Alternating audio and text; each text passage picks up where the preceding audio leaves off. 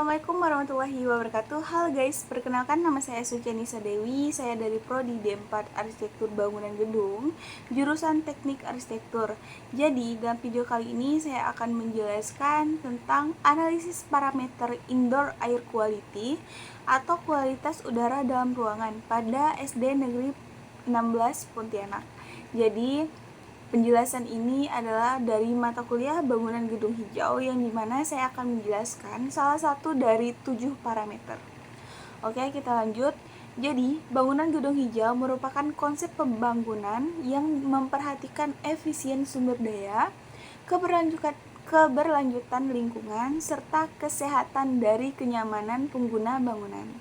Salah satu parameter penting dalam bangunan gedung hijau adalah Indoor Air Quality atau IAQ, karena kualitas udara di dalam ruangan sangat mempengaruhi kesehatan, kenyamanan, dan produktivitas pengguna bangunan.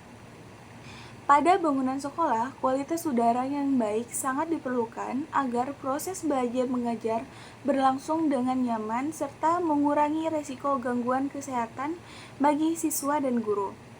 Terus, untuk rumusan masalah penelitian ini bertujuan untuk menjawab beberapa pertanyaan sebagai berikut.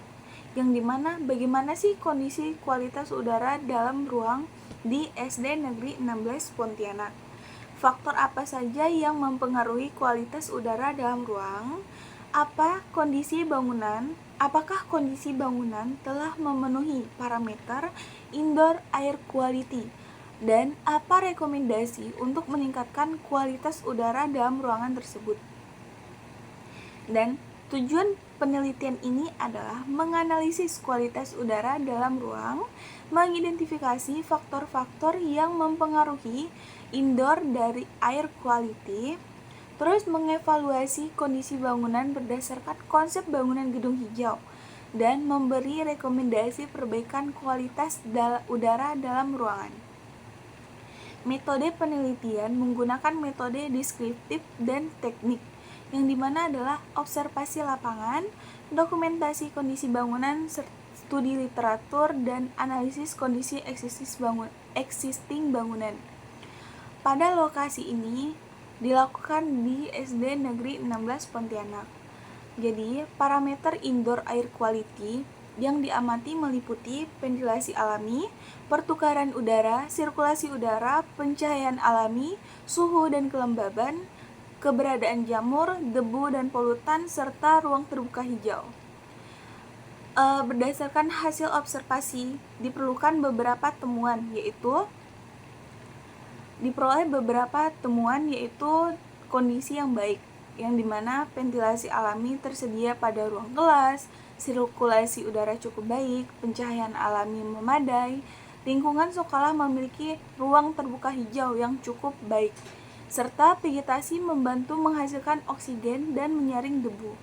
Untuk kondisi yang perlu diperbaiki yaitu adalah ditemukannya jamur pada plafon, sebagian dinding mengalami kelembapan, cat dinding mulai mengelupas, serta pemeliharaan bangunan masih perlu ditingkatkan. Nah, untuk hasil analisis ini adalah di mana hasil penelitian menunjukkan bahwa kualitas udara dalam ruang di SD Negeri 16 Pontianak cukup baik karena didukung oleh ventilasi alami dan ruang terbuka hijau. Namun demikian, adanya jamur pada plafon dan kelembapan di dinding menunjukkan bahwa kualitas udara belum optimal.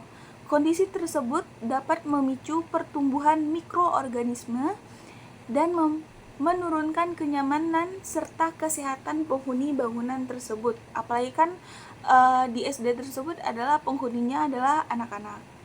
Dan dengan demikian, parameter indoor air quality telah diterapkan, tetapi memerlukan peningkatan agar sesuai dengan prinsip bangunan gedung hijau. Nah, jadi kesimpulan berdasarkan hasil penelitian dapat disimpulkan bahwa SD Negeri 16 Pontianak memiliki kualitas udara dalam ruangan yang cukup baik. Ventilasi alami dan ruang terbuka hijau menjadi faktor utama yang mendukung kualitas udara. masih terdapat beberapa permasalahan berupa jamur pada plafon dan kelembaban dinding. Untuk parameter indoor air quality telah memenuhi sebagian kriteria bangunan gedung hijau, namun yaitu belum sepenuhnya optimal.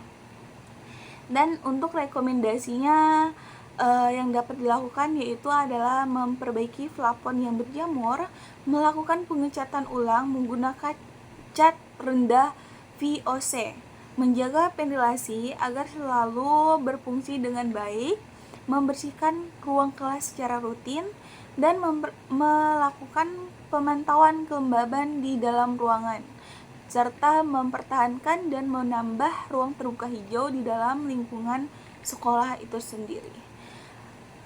Jadi itu saja yang dapat saya sampaikan tentang masalah bangunan gedung hijau, dimana salah satunya adalah 7 dari 7 parameter yang dimana indoor air quality.